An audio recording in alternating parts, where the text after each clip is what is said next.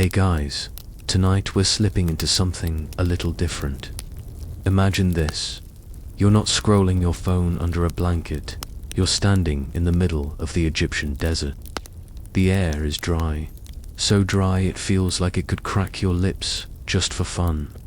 In front of you, a massive pyramid rises, looking less like a postcard attraction and more like something that could swallow you whole. You probably wouldn't last 5 minutes out here. No iced coffee, no Wi-Fi, and definitely no air-conditioned Uber to rescue you. So, before you get comfortable, take a moment to like the video and subscribe, but only if you genuinely enjoy what I do here. And hey, drop a comment with where you're listening from and what time it is for you right now. It makes me strangely happy to know that someone, somewhere, is dozing off to this story while I whisper about ancient dust. Now, dim the lights, maybe turn on a fan for that soft background hum, and let's ease into tonight's journey together. The sand crunches under your feet as you move forward, the sound oddly soothing, like someone stepping on cornflakes in slow motion. The sun glares down with the arrogance of a spotlight, and you tug at clothes that never feel quite right for the desert. Ancient explorers wore heavy linen robes, thinking it would protect them. You, on the other hand, probably wish for gym shorts and SPF 100 sunscreen. By the way, did you know the Egyptians used crocodile dung as a kind of early sunblock? Romantic, right? Historians still argue about whether it was actually effective or just a questionable life choice, but either way, your nose is safe tonight. As you walk closer, the pyramid looms larger. From a distance, it looked smooth, almost elegant. Up close, it's rough, jagged, and scarred by time, like the world's biggest Lego project left out in the rain. Every stone block seems impossibly huge, heavier than your car, and yet somehow, thousands of years ago, human hands stacked them with a precision that makes modern construction workers look lazy. You glance at a few tourists snapping selfies nearby, and you think, yeah, ancient Egyptians definitely didn't build this just for Instagram likes. A camel snorts nearby, probably judging you. Camels have that face, like they're in on a joke you'll never understand. You pat its neck anyway, pretending you're brave, while secretly hoping it doesn't spit. It smells like hay, leather, and bad decisions, and you laugh because honestly, it's not much different from the subway on a humid day. The closer you get, the heavier the air feels. There's a strange stillness here, as if the pyramid itself is holding its breath. Your guide, a sun-worn man with a scarf wrapped around his head, gestures with a mix of excitement and rehearsed drama. He tells you that many explorers before you claimed to feel the same invisible pressure, like walking into a cathedral where even your whisper feels too loud.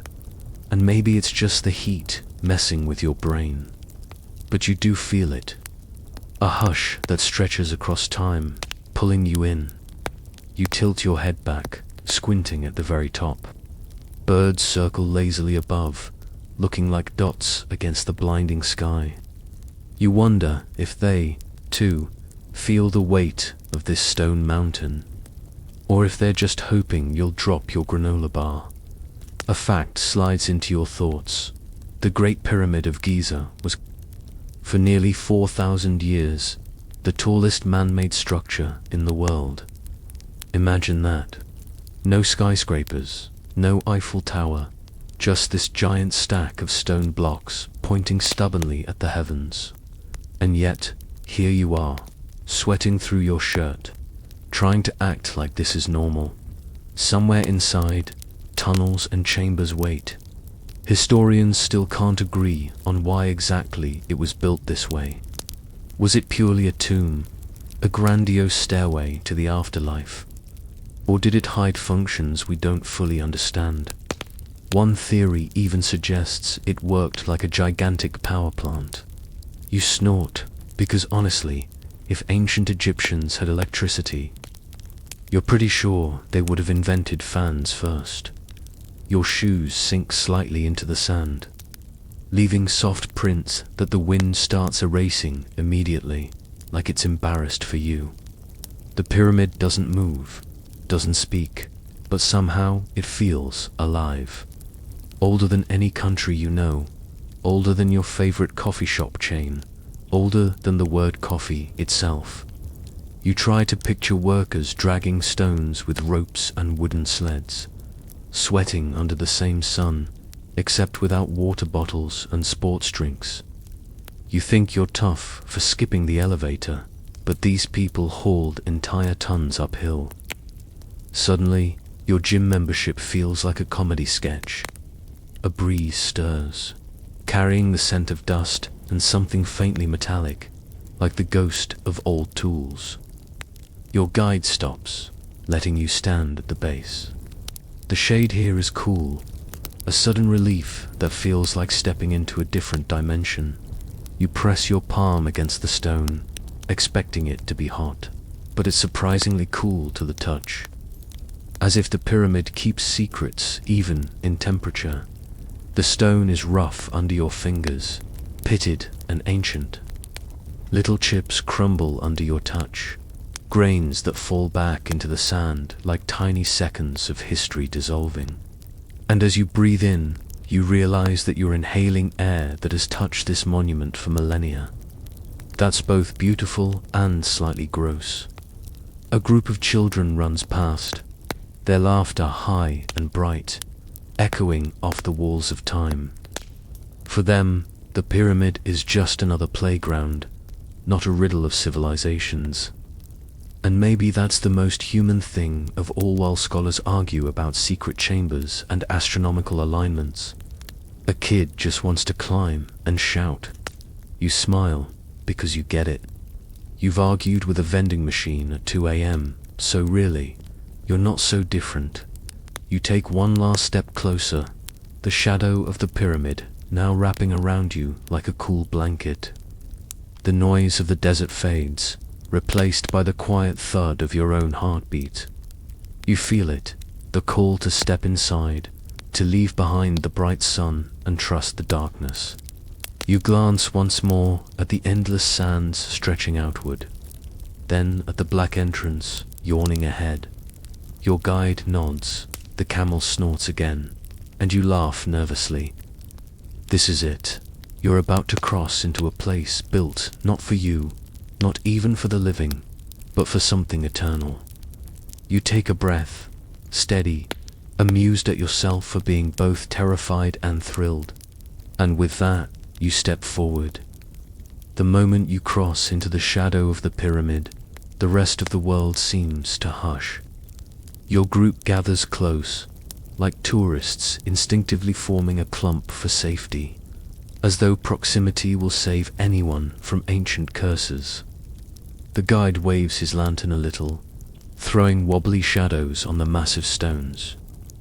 You look around and notice everyone pretending to be braver than they are, you included. It's the same face people wear on roller coasters, all smiles and clenched teeth, secretly praying the seatbelt works. Your eyes trace the sharp angles, every block stacked with impossible precision. You lean back far enough that your neck protests, and still you can't see the peak clearly. The top dissolves into the sun's glare, like it refuses to reveal itself to anyone standing below. The pyramid is showing off. And why not? If you'd been standing around for 4,500 years, you'd be smug too. The guide mutters something about alignment with Orion's belt, pointing toward the sky like everyone should be impressed. Half the group nods knowingly, while you squint and think, Orion's belt. I can barely keep track of my own belt. But it's true that ancient Egyptians built these structures with astonishing precision. aligning them with stars as if GPS satellites were just a minor inconvenience.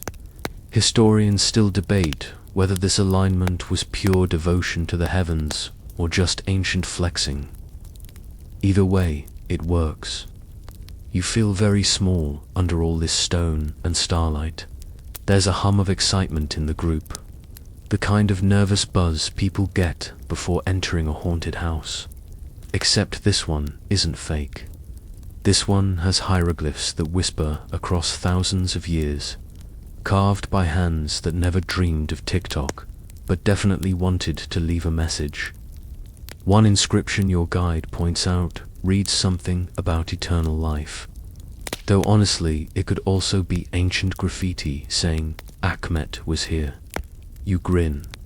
Humanity hasn't changed that much. As the group shifts forward, you catch sight of another explorer fiddling nervously with a flashlight, as if the pyramid will run out of batteries without it. You remember the guide's warning.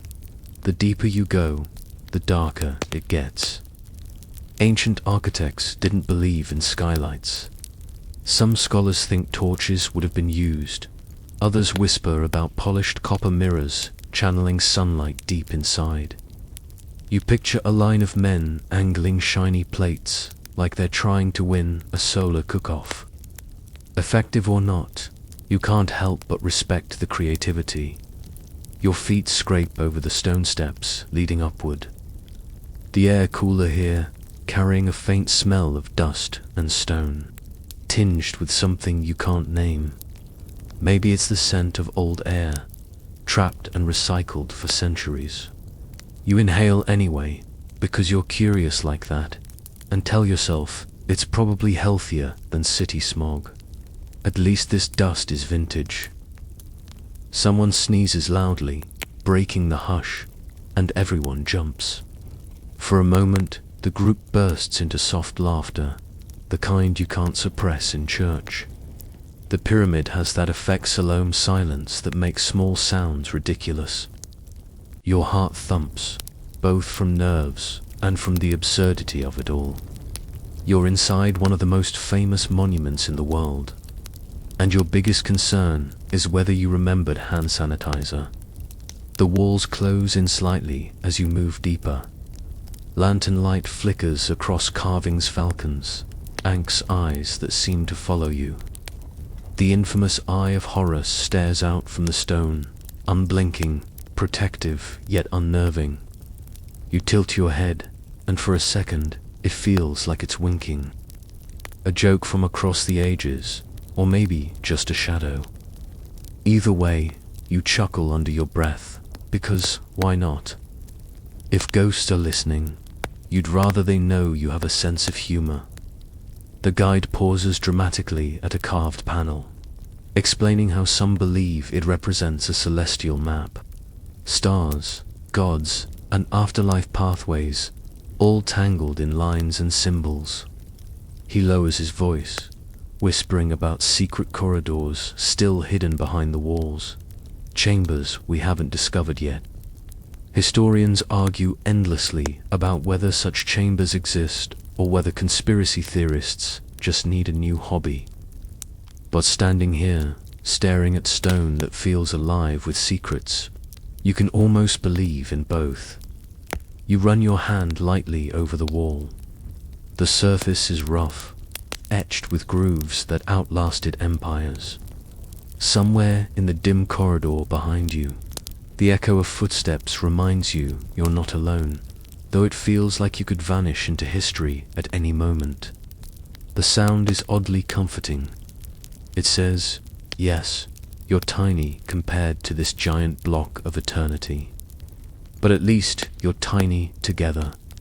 The group shuffles forward again, each step accompanied by a chorus of squeaky sneakers and whispered breaths. Your backpack bumps awkwardly against your spine, suddenly too heavy, too loud. You wish you could carry yourself as elegantly as the carved pharaohs staring down at you.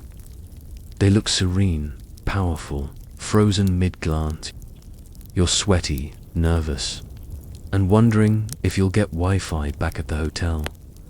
A shaft of sunlight filters through a narrow crack, slicing the darkness like a golden knife. Dust motes dance in it, swirling as if choreographed for your arrival. It's beautiful, mesmerizing, and then someone sneezes again, and the magic shatters into giggles. You wipe your nose reflexively, grateful it wasn't you this time. Your guide stops once more, pointing out that this entrance corridor tilts upward at almost the exact same angle as the pyramid's slope outside. Was it symbolic? A practical design choice? Or just an ancient architect saying, let's keep the vibe consistent? Nobody knows for sure.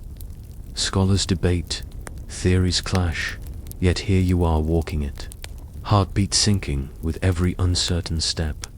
A child in the group tugs at their parent's sleeve, whispering, "Is this where the mummies are?"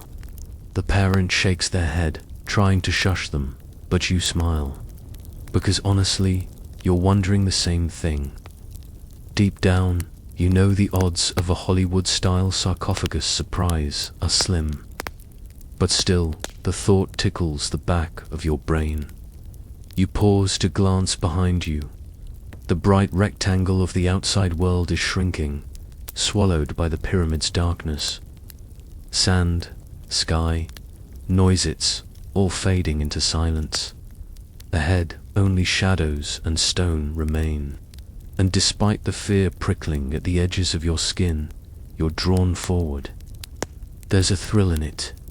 The same thrill kids feel when they peek under the bed, even though they're sure something is hiding there. Your pulse quickens, echoing in your ears, matching the soft tap of footsteps on ancient stone.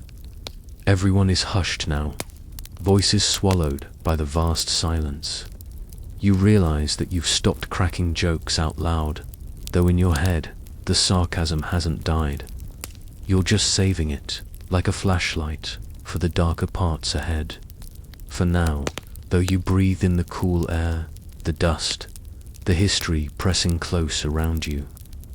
Your fingers twitch at your side, tempted to touch the wall again, to feel the link between you and the builders who once walked these same passages. They didn't know your world.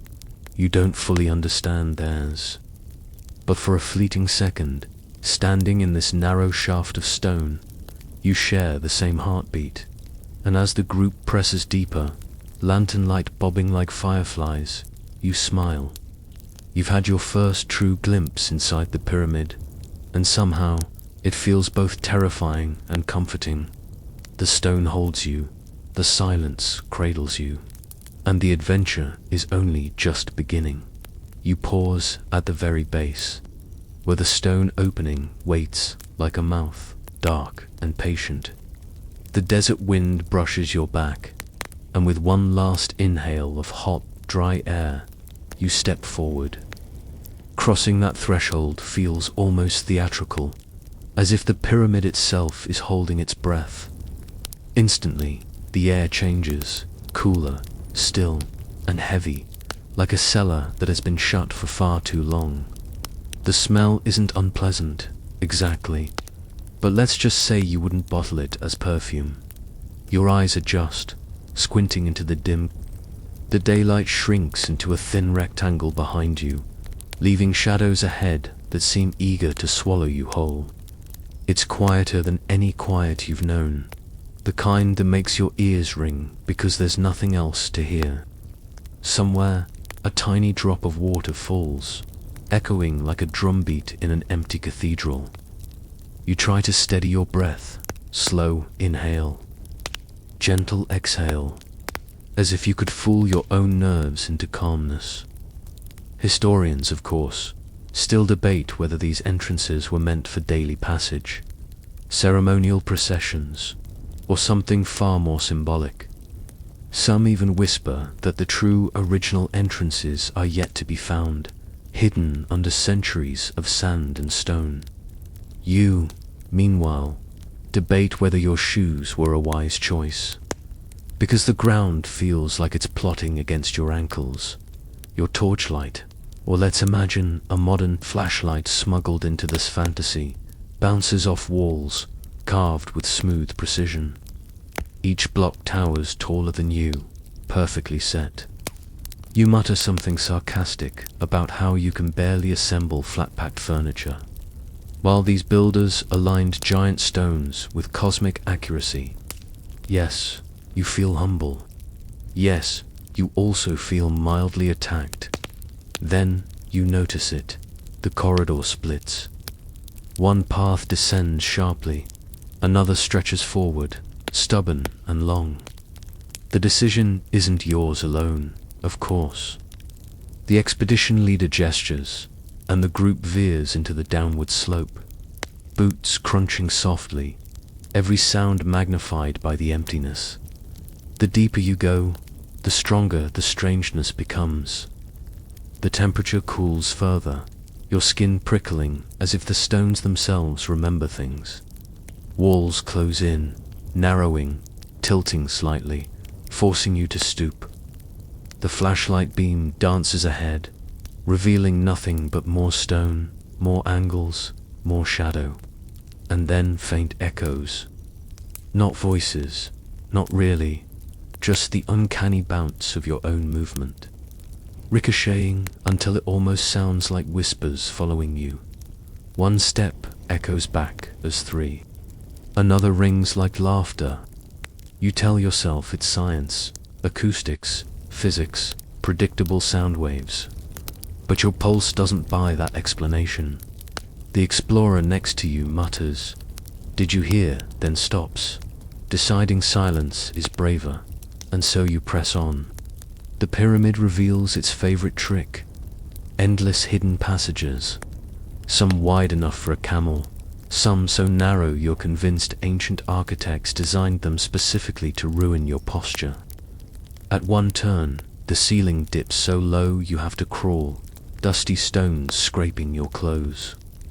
You think about modern office cubicles and realize, depressingly, they're not much roomier.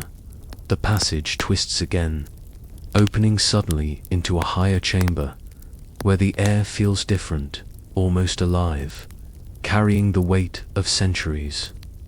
You imagine the workers who carved this tunnel, each swing of their tools echoing in this very space, perhaps humming, perhaps cursing, perhaps dreaming of dinner. Their names long forgotten, their sweat embedded in the stone.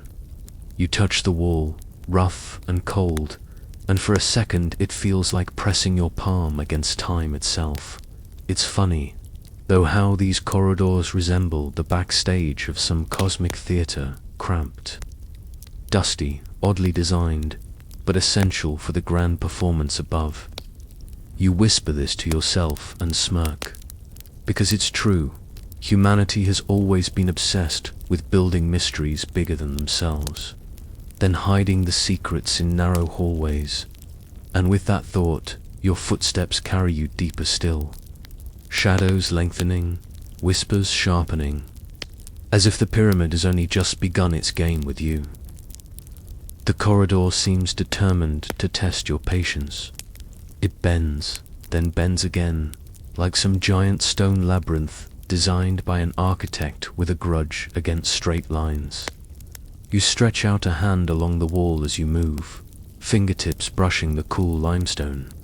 Every groove, every uneven edge catches your skin. It feels alive, or at least less dead than you expected. The echoes are the strangest part. A cough bounces back with suspicious enthusiasm. A shuffle repeats itself 3 steps later. Once, you whisper hello, just to test the acoustics, and the pyramid generously gifts you a chorus of ghostly hello. Hello, hello. You laugh under your breath, then instantly regret it, because apparently your own laughter sounds much creepier when it returns from the dark. Behind you, someone mutters that these passageways were deliberately confusing, meant to mislead tomb robbers. You're not sure whether to feel reassured or insulted, since you now share the same navigational skills as a 3,000-year-old thief.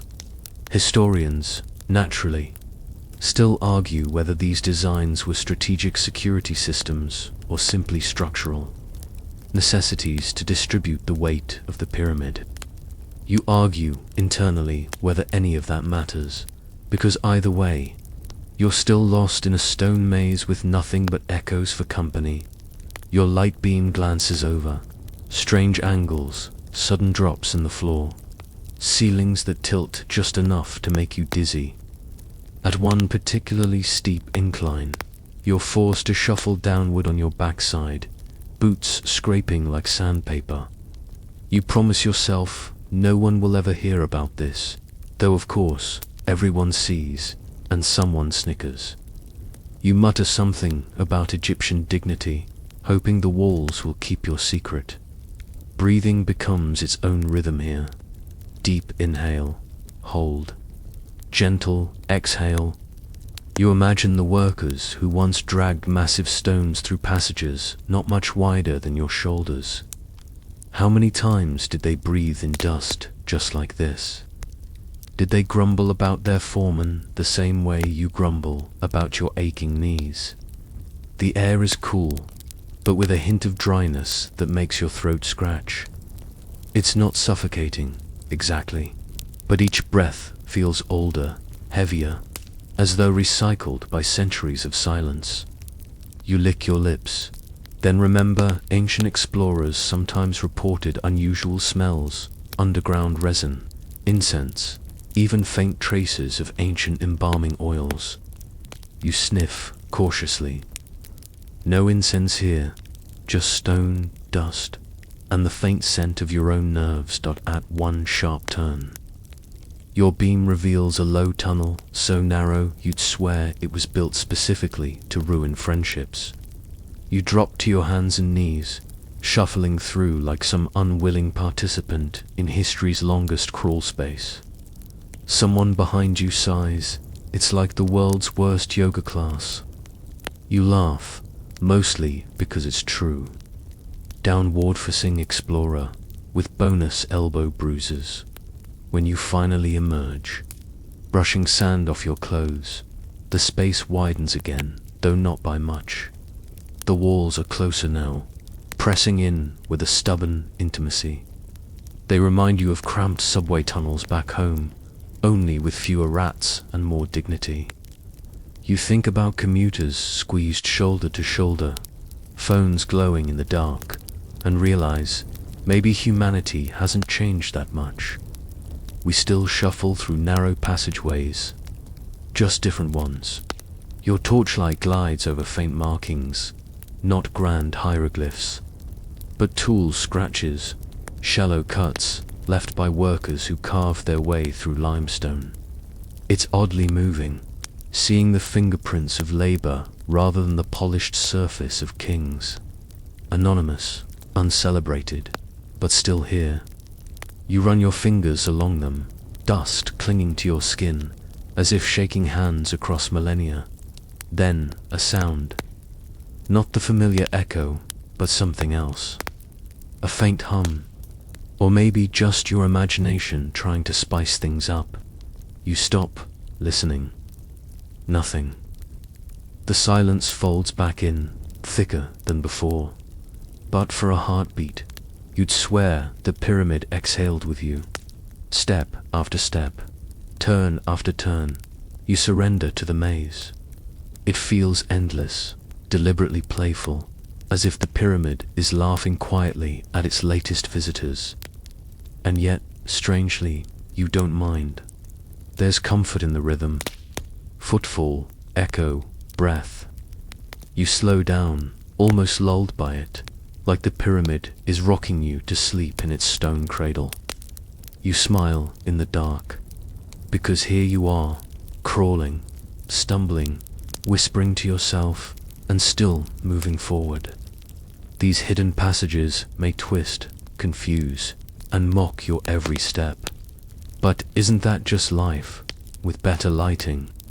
And just as that thought settles, the air shifts again. A new space opens ahead, larger, darker, promising something different, something waiting. You take another breath, steady and slow, and let the echoes guide you deeper.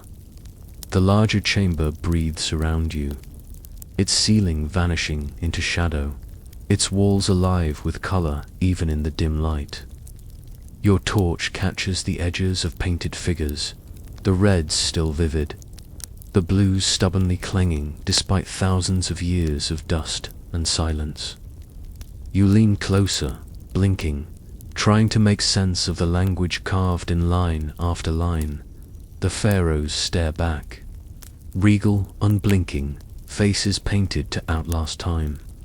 One raises a staff, another extends a hand toward the sun, each gesture layered with meaning. You squint, tilt your head, and realize you're standing in a room wallpapered with eternity. Imagine explaining that to your landlord. Yes, hi. Just want to let you know, I redecorated. Went with immortal cosmic order chic. Your guide whispers about the journey of the soul, the weighing of the heart against the feather of mat. You picture yourself waiting in line for judgment like it's the DMV. Only, instead of renewing your license, you're trying to prove your eternal worthiness. Light as a feather or eternal paperwork. Take your pick.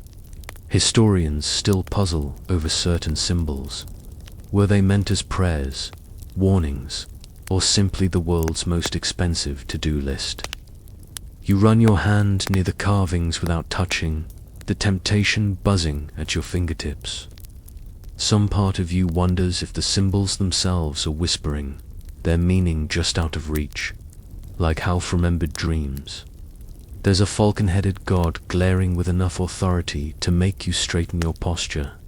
A scarab beetle rolls the sun across the ceiling, a cosmic dung ball no one asked for but everyone got. You chuckle softly. Ancient Egyptian theology really did have a sense of humor, or at least an honest acceptance that life is sometimes just rolling a giant ball uphill.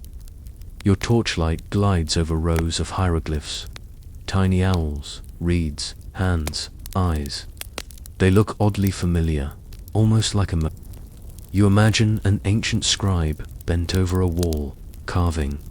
Pharaoh feels about taxes. Maybe not exactly, but the resemblance is close enough to make you smile. Some depictions are stranger still. A human figure with a crocodile head, arms outstretched as if inviting you to dinner. You shiver, but not entirely from fear. Ancient Egyptians believed gods walked among animals, shaping them into symbols of divine order.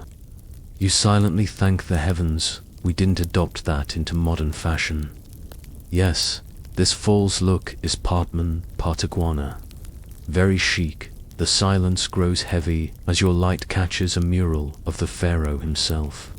Arms wide, flanked by servants who seem frozen mid-step. The pharaoh's eyes lock onto you with unnerving precision. For a moment, you wonder if the walls truly are whispering, if the air carries the breath of kings. You lean in, close enough to feel the cold stone reflect your own warmth back, and then you hear it, not a voice exactly, but a suggestion. A hush at the edge of sound, as if the stories painted here are leaning forward, eager to be retold. You almost whisper back, but then remember the echo trick from before and wisely decide against holding a conversation with yourself in surround sound. The group clusters closer, each person shining their lights on different corners. Someone murmurs about star maps, someone else points out a lotus flower, the symbol of rebirth. You just stand there, taking it in, realizing that for the people who carved these symbols, death was not an end but a journey, a continuation. It's oddly comforting, even as the hair on your arms prickles. The longer you stare, the more alive the walls feel. Figures seem to shift, shadows ripple with your breath. Are you imagining it? Probably. But a tiny part of you wonders, maybe this is how the ancients felt too, seeing gods stir within stone and paint. You step back, your torch lowering, and the chamber exhales into silence again. The pharaohs retreat into their eternal poses, inscrutable, patient. Whatever they whispered, they've taken it back, for now, leaving you with a sense of both awe and absurdity. And just as you're about to move on, your light snags on something odd. Not a grand mural this time, but a dark gap in the stonework, a break that doesn't quite belong. Your pulse quickens. Maybe it's nothing, or maybe, just maybe, it's the mouth of another secret, waiting to be pried open. Your light edges along the uneven gap, and the air shifts again. It smells different here, drier somehow, like a closet that hasn't been opened since the dawn of time, which, technically, might not be far from the truth. The group exchanges glances, then with a mixture of nerves and curiosity, you squeeze through. On the other side, the space blooms open into a chamber unlike the others. It isn't decorated with royal grandeur. No grand murals, no towering gods glaring down at you. Instead, the room feels intimate, almost neglected. The walls are rougher, the ceiling lower, as though this place was never meant to impress, which of course makes it infinitely more intriguing. Your torchlight catches something in the corner. At first, it looks like just another pile of stone.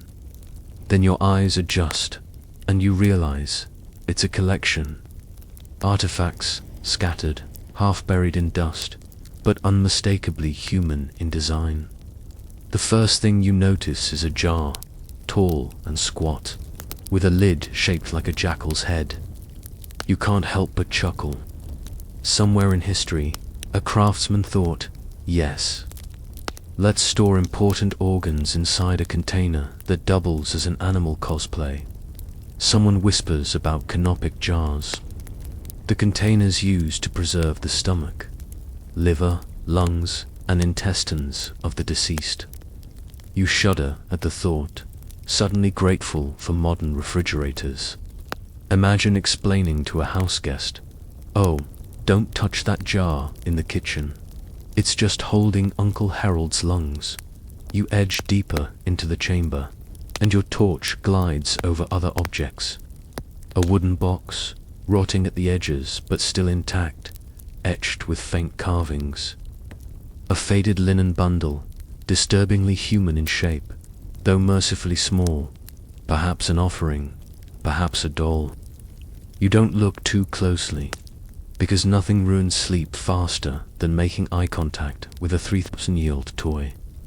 The group murmurs as someone points out fragments of pottery, bowls and cups that look absurdly ordinary. It's startling to think the pharaohs, wrapped in divine symbolism, still needed a dish to hold their dinner. One cracked cup in particular looks eerily like the cheap mugs you buy at IKEA, except this one might have been used in ceremonies for the gods. You shake your head, half smiling.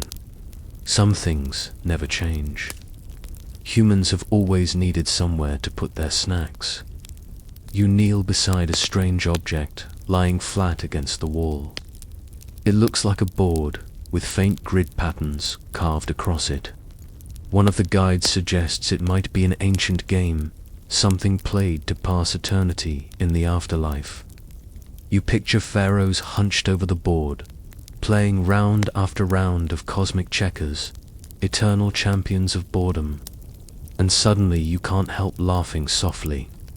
The Great Pyramid, home of eternal mystery. And here lies the oldest known board game night.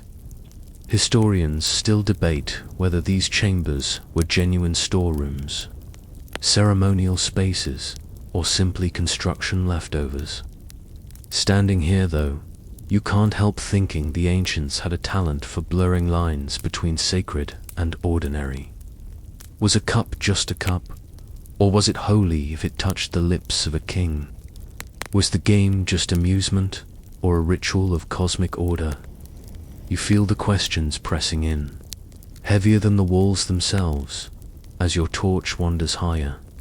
You notice faint black marks above the chamber entrance, soot, the residue of torches, long extinguished. That means someone stood here before you, holding light just as you are now. Not a modern explorer, but an ancient worker, pausing in the dark after a long shift. It's a reminder that this pyramid, for all its mystery, was built by human hands. Sweaty, tired, maybe sarcastic hands. You crouch again, examining a cluster of small stone figurines lined neatly against one wall. Each one is carved into the shape of a servant, arms crossed, ready for duty. These are Shabti burial figurines meant to come alive in the afterlife and work on behalf of the deceased. You chuckle, because even in eternity, people were still trying to avoid chores. Immortality, yes, but please, no laundry. The chamber feels crowded now, not with people, but with presence. Every object hums with meaning, every shadow carries weight. You wonder how many of these items were placed with reverence, how many were tossed in hurriedly by workers eager to finish before dawn. There's something endearing in the imperfection. A crooked jar, a cracked figurine, a game board with worn edges. They remind you that even in grand rituals of eternity, humans still fumbled, broke things, and tried again. Your breath comes slower here, each inhale drawn deep, each exhale trailing soft in the dust. You feel oddly at home, surrounded by relics of lives both majestic and ordinary.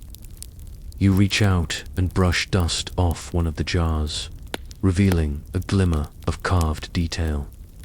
The room seems to sigh in response, as though it approves your curiosity. And then, just as the chamber settles around you, a faint draft curls past your face. It smells different again, less dry, almost fresher, as if another space lies beyond. The hairs on your neck rise. Another passage, another secret. You tilt your torch, squinting, and there it is, a thin line in the stone, almost invisible, hinting at yet another door waiting to be opened. You pause in the cool hush of stone, dust curling like tired dancers in the beam of your flickering torch.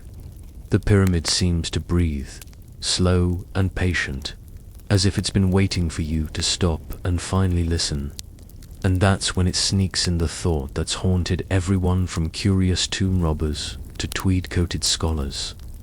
What on earth was this massive triangle actually for? You'd think, after a few thousand years, somebody would have slapped a clear label on it. Pyramid, tomb, do not disturb. But no. Instead, we're left with whispers and debates, all echoing down these narrow corridors. Some will swear with absolute certainty that it's nothing more than an overachiever's grave. A fancy coffin, they'll mutter, as if that explains why thousands of workers hauled limestone under a sun that could cook bread on the spot. Others tilt their heads toward the stars, claiming the angles align with Orion's belt or Sirius, like some cosmic postcard that only makes sense if you're an immortal pharaoh or a very bored astronomer. And then there are the bold ones who lean in and say it was a power flex. A stone billboard saying, "Look at me, I'm divine, and also very rich." The funny thing is, all of them sound convincing until you realize they're all equally unsure. The air grows heavier the longer you linger. Like the pyramid enjoys watching you wrestle with theories. Your footsteps echo in a way that feels smug, as if these stones have heard every human explanation and quietly chuckled at them. And, of course, historians still debate whether the so-called burial chambers were actually designed for bodies at all. The strange part, No actual mummy has ever been found inside the Great Pyramid itself. Not one. Which makes you wonder if ancient Egyptians had a mischievous streak. Build the world's most magnificent tomb, then use it for absolutely nothing. That's the kind of prank kings could pull off without worrying about bad Yelp reviews. You brush your hand along the wall, tracing faint carvings that almost seem too plain for such grandeur. Some scholars argue these weren't even meant for people to see. That the pyramid wasn't about the inside at all, but the sheer outside gleaming white limestone, once polished so brightly it could blind you in the sun. Imagine it, glowing on the horizon like a divine lighthouse. That little fact often gets lost, because today you only see the rough core. Tourists snap photos of weathered blocks, not realizing they're missing the glittering skin that once covered it. So yes, technically, the pyramid you admire is just standing here naked. The debate over its purpose sometimes feels less like history and more like stand-up comedy. One scholar presents a new theory, another tears it apart, and the audience says just nods and keep buying documentaries. Some theories even stretch into the absurd. Water pumps, giant batteries, alien landing pads. You'd laugh, but then again, standing here in the dark, with air that tastes older than memory, a sliver of you almost believes it. Aliens or not, you wouldn't mind a Wi-Fi signal right now, maybe a small coffee stand tucked in the corner. Instead, you get silence, which is either sacred or deeply Beneath that silence lies one of those curious truths nobody advertises in postcards. The slope of the pyramid is so exact that its angle nearly mirrors the tilt of sunlight during the summer solstice. Coincidence? Maybe, but when you consider the effort of dragging stones heavier than your furniture up ramps that make modern engineers groan, coincidence feels like the wrong word. Perhaps it wasn't just a tomb, not just a monument, but something that tied human effort to the rhythm of the cosmos. And yet here you are, sweating in your sneakers, realizing your most impressive achievement today was not tripping over your own backpack strap. Somewhere deep inside, a draft brushes past your ear, carrying the faint sound of shifting sand. It almost sounds like laughter mocking, amused, timeless. You grin in spite of yourself. Maybe the pyramid isn't hiding its purpose at all. Maybe the whole joke is that you keep asking, while it simply stands, watching civilizations rise and collapse like waves. Your modern mind wants function, blueprint, instruction, manual. The pyramid just raises an eyebrow and says, "I exist," and you're confused. Perfect. And isn't that the charm? In a world where you can Google the exact calorie count of a sandwich before eating it, there's still a place that shrugs off explanation. Maybe it's a tomb, maybe a cosmic observatory, maybe a royal prank that got wildly out of hand.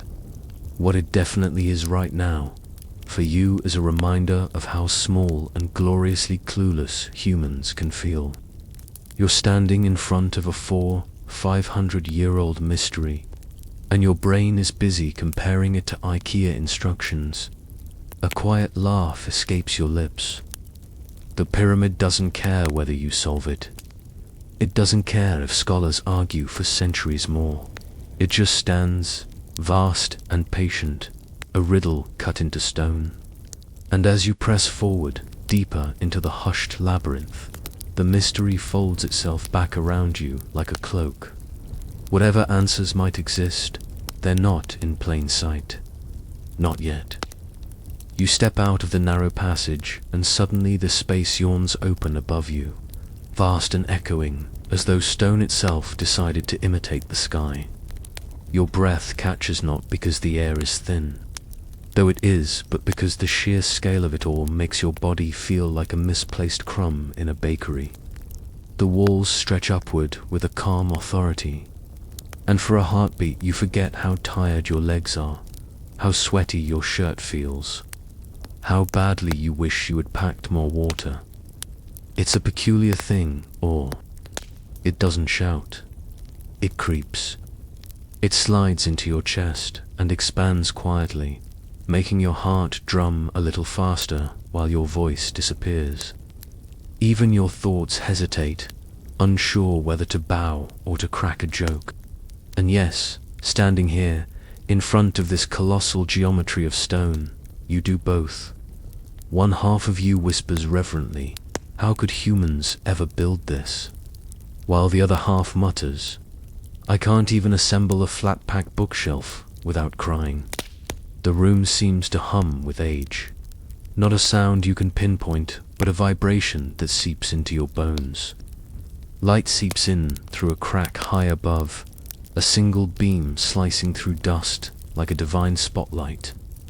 For a second, you're not sure if you've stumbled into history or a particularly dramatic Broadway rehearsal. Either way, you're the understudy, and no one gave you the script.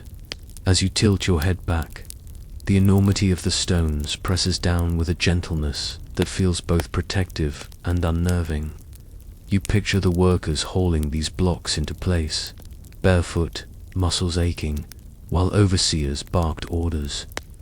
The human cost hangs in the silence, a reminder that awe often comes with a hidden bill. But even as you acknowledge that weight, there's something undeniably magnetic about this place, as though the pyramid knows it can still leave you speechless millennia later. That's a pretty good return on investment, if we're being honest. Then, just as the reverence nearly overwhelms you, your eyes catch on something absurdly ordinary. A patch of graffiti, scrawled centuries ago by workers, mocking each other with nicknames like drunkards of Mink. You blink, and then you laugh, the sound ricocheting against stone until it feels like the pyramid itself is chuckling with you. Imagine that, a monument designed to touch eternity. And someone couldn't resist carving what basically amounts to "Steve was here." Suddenly, the awe softens, turns familiar. The people who built this weren't faceless shadows. They had humor, too. They teased, they scribbled, they left little echoes of themselves tucked in the cracks. You lean against the cool stone, still grinning, and realize the moment isn't diminished by the joke. If anything, it's richer. Awe and laughter, solemnity and silliness, all tangled together. The pyramid, in its vastness, makes room for both. It lets you feel microscopic one second and warmly human the next. And maybe that's the true trick of this place. It doesn't just dwarf you, it draws you in. It shows you that even the grandest achievements are stitched together with the same small threads of ordinary life. Sweat, banter, stubbornness, maybe even boredom. All of it layered, stone upon stone, until the impossible becomes inevitable. You stand there longer than you meant to, lulled by the quiet and the dust. Time slips, like sand, through fingers, until you're not sure whether minutes or centuries are brushing past. Your eyelids feel heavier, your body softer, as if the pyramid's immensity is slowly folding you into itself. Awe lingers in your chest like a low hum, steady and soothing. And yet, beneath it, another thought stirs an itch of reflection, waiting to take shape in the dust. The dust shifts under your fingertips as you slide them across the stone. And suddenly, the grandeur feels less like spectacle and more like a quiet teacher. Awe has already settled in your chest, but now it's morphing into something calmer, something almost like perspective. You imagine the workers who dragged these blocks into place. The endless lines of men under the sun, backs bent, throats dry. Dreams probably smaller than this mountain of stone they were building. It makes you think about work today, about emails, spreadsheets, Endless meetings that somehow managed to say nothing. At least those workers saw something rising with each day of labor. You just see your inbox refilling itself like a cursed jar. You chuckle under your breath, half in despair, half in gratitude, because suddenly your commute and your office chair don't look so unbearable. At least you're not hauling Teuton limestone with nothing but ropes and aching shoulders. That's perspective, right? The dust clings to your skin, fine grains snaking into the folds of your shirt. And you catch yourself imagining that some of this very dust was once part of a stone block, chipped and shaped by hands long gone. It's unsettling and comforting all at once. Settling because it means everything crumbles eventually. Comforting because it means even in crumbling, something remains. You blow the dust from your palm, and it sparkles briefly in the beam of light before vanishing. Like effort, like time. Like us, there's a strange humility here. You don't feel crushed by the weight of history anymore. You feel steadied by it, as though these stones are whispering, look, nothing lasts forever, and that's the point. Build anyway. Laugh anyway. Love anyway. You nod to yourself, because honestly, the advice from a 4-town-year-old rock is better than half the motivational podcasts you've heard. And then comes the oddest realization. Those workers, those overseers, those pharaohs, they were all tangled in the same scramble you are. Different clothes, different tools, different gods, but the same restless urge to leave a mark before the clock runs out. Maybe that's what the pyramid really is. Not just a tomb, not just a symbol of power, but a stone-shaped sigh at mortality. A reminder that we're all bargaining with time, hoping it'll remember us kindly. You press your back against the cool wall, let the silence wash over you, and your mind drifts to the tiny things in your own life that suddenly feel huge. The smell of morning coffee, the way the light slants across your floor at sunset, a text from someone who remembers you exist. You grin, because in the face of eternity, those tiny things feel like pyramids of their own, less showy, but maybe just as durable in memory. Your laughter bubbles again, soft, because who would have thought a pyramid, this heavy monster of stone, would nudge you into gratitude? But it does. The absurdity of it makes it all the more perfect. You wipe a streak of dust from your arm and wonder if that's the real lesson hidden in all this sand, that life is always hard. But sometimes, if you squint, the hardship itself becomes a strange kind of gift. The air feels warmer now, thicker, as though night is inching closer, tugging the desert into shadows. You breathe in deep, let the musty air settle in your lungs, and let your shoulders drop. The awe, the laughter, the reflection, they braid together until you can't tell one from the other. What's left is only stillness, soft and slow, the kind that makes your eyelids heavier by the minute. And yet, even as sleep edges in, something darker waits at the periphery. A reminder that the pyramid is not done with you yet. The corridors behind you creak faintly, shadows stretching long, as though the night itself is preparing to tuck you in. The light fades almost imperceptibly at first, a subtle dimming, as if someone far away is slowly turning down a cosmic switch. You blink, and the golden shafts that had once pierced the chamber dissolve into a muted twilight. The stones, massive and silent, seem to lean in closer, wrapping you in their cool embrace.